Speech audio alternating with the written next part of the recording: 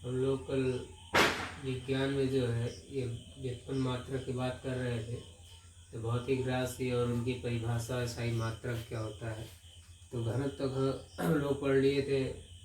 अब आज चाल चाल स्पीड जो है इसको क्या distance travelled per unit time, यानी कि चली गई दूरी बटे समय कहते हैं इसको। ठीक है, तो इसका जो स्थायी मात्रक है क्या है, मीटर प्रति सेकंड होता है।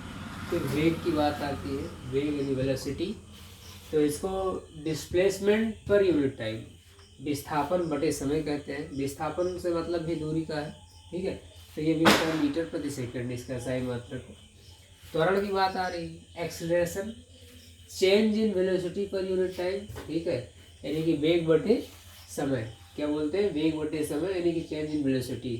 तो इसका क्या होता है, वेग का हम लोग जानते हैं कि मीटर प्रति सेकंड, तो इसलिए इसका जो है त्वरण का हो जाएगा मीटर प्रति सेकंड स्क्वायर हो जाएगा। ठीक है, फिर बात आती है बल।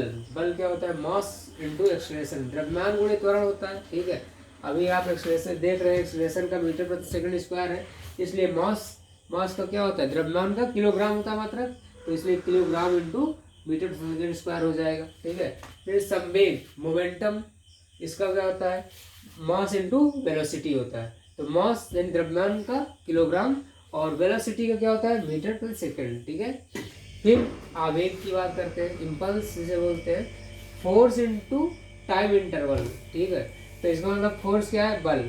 बल का क्या होता है, अभी हम लोग आगे पढ़े, मास इंटू एक्सेलरेशन। ठीक है, kilogram into metre second square, but इसका जो मात्रक होता है बल का, न्यूटन होता है, इसलिए यहाँ आवेग देखिए न्यूटन इंटू सेकंड लगाया है। ठीक है, फिर दाब की बात आ रही है, दाब प्रेशर, तो फोर्स पर यूनिट एरिया की बात कर रहा है, तो फोर्स का हम लोग मात्रक क्या लिखेंगे, न्यूटन।